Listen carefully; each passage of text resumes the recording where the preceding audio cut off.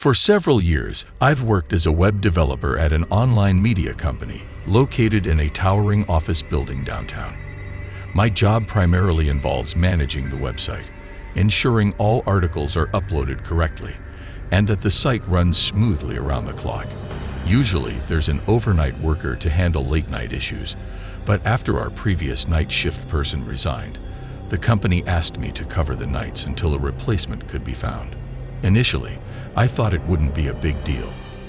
The office during the day is a hub of activity, so the idea of a quiet, peaceful night shift sounded appealing. However, the reality was far from relaxing. The building, normally full of life, became eerie at night. The silence was overwhelming, broken only by the occasional hum of the air conditioning or the distant sound of the city outside. One night, I had a minor task to complete, updating a section of the website with a new page. This work kept me occupied for about an hour. After finishing, I found myself restless and bored. I decided to explore the building, something I'd never done before, to kill time. I grabbed a cup of coffee and headed to the stairwell, intending to check out the upper floors. As I climbed to the top floor, I noticed how dark it was. The lights were off except for one flickering bulb in the hallway. The shadows it cast were unsettling.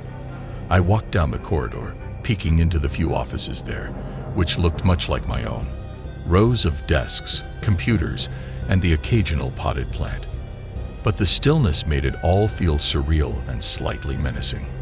Just as I was about to head back, I heard a sound from the floor below, a door creaking open. The noise was faint but distinct. My heart jumped. I knew I was supposed to be alone. Trying to stay calm, I reasoned it was probably just the building settling or a draft. Still, my curiosity and a twinge of fear prompted me to investigate. I descended to the third floor, where my office was. As I walked through the hallway, I noticed a door to one of the rooms was ajar. I was certain all the doors had been closed earlier. A strange feeling washed over me, a mix of dread and intrigue. I hesitated but eventually approached the door and pushed it open. Inside, the room was dim, the light from the hallway barely illuminating the rows of empty cubicles. "Hello? Is anyone here?" I called out, my voice echoing. There was no answer.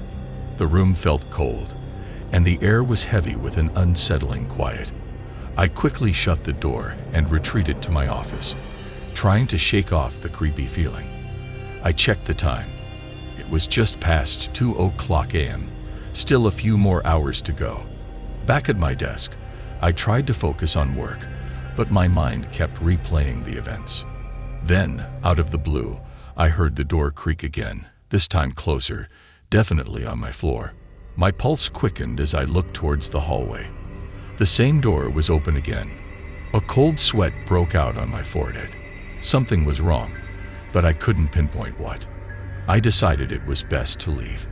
As I gathered my things and stepped into the hallway, I heard footsteps behind me. Turning around, I was startled to see a woman standing a few feet away. She had long, disheveled hair, and her eyes were wide, almost wild-looking. She wore a tattered dress that seemed out of place for an office building. My heart raced. Her presence was deeply unsettling. Without another thought, I bolted towards the stairwell. I could hear her footsteps following me, echoing in the empty corridors. I didn't stop running until I was outside the building, panting and terrified. I called the police from the safety of my car. The strange thing was, when they arrived and searched the building, they found no one. All the doors were locked, and there was no sign of forced entry. It was as if the woman had vanished into thin air. The company decided to hire a night security guard after that, but the experience left a lasting impact on me. Even during the day, I couldn't shake the feeling of being watched. The memory of that woman's haunting eyes and the inexplicable noises continued to haunt me long after the incident. I often wonder who she was and how she got in, but those questions remain unanswered. A few years ago, I was bouncing between jobs, struggling to find stable employment that paid decently. I eventually took a job as a security guard at a large warehouse complex. The company had recently experienced a few break-ins, so they hired me to patrol the premises at night. My job was straightforward: walk the perimeter, check the doors, and monitor the security cameras from the office. The first few weeks went by without incident. I usually started my shift at 11 o'clock p.m., making sure all the staff had left and locking up the building. The warehouse was vast, filled with rows of shelves stocked with various goods. It felt like a maze, and the dim lighting made it all the more daunting. Despite this, the job was easy money. I enjoyed the solitude, and nothing much happened during my shifts. One night, as I was making my rounds, I noticed on the security system that a door flag was raised, indicating it wasn't properly closed. This was strange because I had just checked all the doors and locked them. I went to investigate and found the door in question. At first glance, it appeared secure, but upon closer inspection, I noticed a small piece of wood wedged into the doorframe, preventing the bolt from fully engaging. Someone had deliberately tampered with the lock. A surge of anxiety hit me. Who could have done this, and why? I removed the piece of wood and made sure the door was properly locked. As I headed back to the security office, I felt uneasy. The usually silent warehouse now seemed filled with unseen threats. The shadows cast by the overhead lights seemed longer, the darkness more oppressive. As I neared the office, I thought I saw movement out of the corner of my eye. Turning, I caught a glimpse of what appeared to be a figure ducking behind one of the shelves. My heart leaped into my throat. Was someone inside the building? I tried to stay calm, but fear was creeping in. I quickly entered the office and locked the door behind me. I called the police, my hands shaking.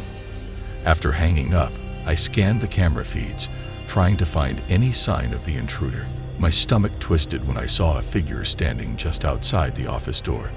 The image was blurry, but I could see enough to know that the person was holding something, possibly a knife or a gun.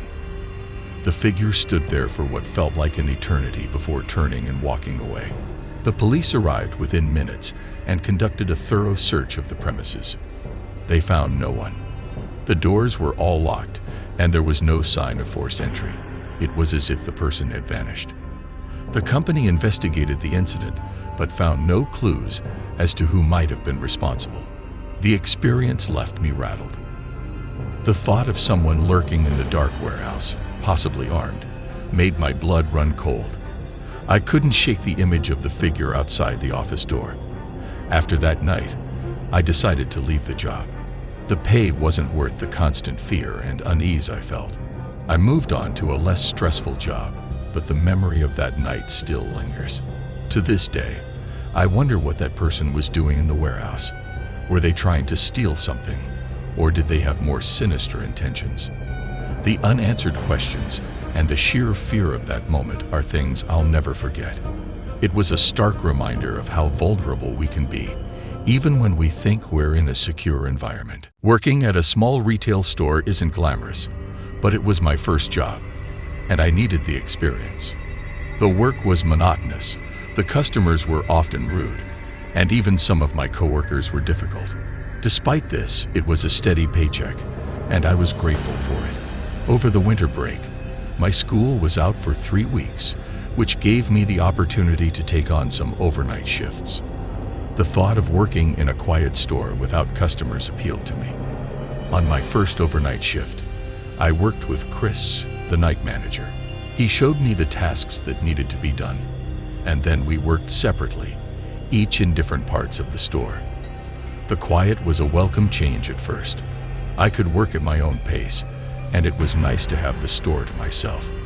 However, as the night wore on, the quiet became oppressive. I found myself getting bored and even a bit sleepy. Around 1 o'clock a.m., I decided to take my 15-minute break. I grabbed my lunch from the break room and went to sit in my car, hoping to rest a bit. As I sat there, I noticed a man standing near the building, peering into the store's windows. The parking lot was empty, and the only light came from inside the store. The man was tall and thin, with short hair and wearing a dark leather jacket. His presence felt out of place, and made me uneasy. I watched him for the rest of my break. He continued to stand there, staring into the windows, seemingly trying to see something inside. His behavior was strange, and I couldn't shake the feeling that something was off. When my break ended, I decided to ignore him and quickly walked back to the entrance. As I approached the door, the man turned and looked directly at me. His eyes were cold and expressionless, sending a chill down my spine. I hurried inside and locked the door behind me. I felt a pang of guilt for not seeing what he wanted, but my instincts told me to avoid him. I informed Chris about the man, and we both agreed to keep an eye on the situation. I felt a growing sense of unease, but tried to focus on my work. A few minutes later, the store's alarm system went off. It was the back door alarm, indicating that someone had opened the door. My heart raced as I made my way to the back of the store, where the storage area was. The sound of the alarm was deafening, and as I got closer, I heard what sounded like pounding on a door. When I reached the back, I found the door wide open. There was no sign of Chris. Panic set in as I called out for him. Suddenly, I saw the man from earlier step into view, his face a mask of malevolence. Fear gripped me, and I turned and ran back to the front of the store, locking myself in the manager's office. I called 911, my voice shaking. The police arrived quickly and searched the building. They found Chris unharmed. He had locked himself in another office after the man broke in. Chris explained that the man had tried to force his way into the office, pounding on the door before giving up and leaving. The police found no trace of the intruder, who had fled by the time they arrived. We reviewed the security footage, which showed the man trying to break down the door and then leaving the store. The image was blurry, but we printed it out and posted it in the employee area as a warning. The incident left me shaken and wary. I couldn't stop thinking about what could have happened if the man had gotten to us. The experience taught me to trust my instincts and be more cautious, especially when working late at night. Even though the man never returned, the memory of that night stayed with me. It was a stark reminder of the potential dangers we face, even in seemingly safe environments. I continued to work at the store, but always kept a close watch on the surroundings, never wanting to be caught off guard again.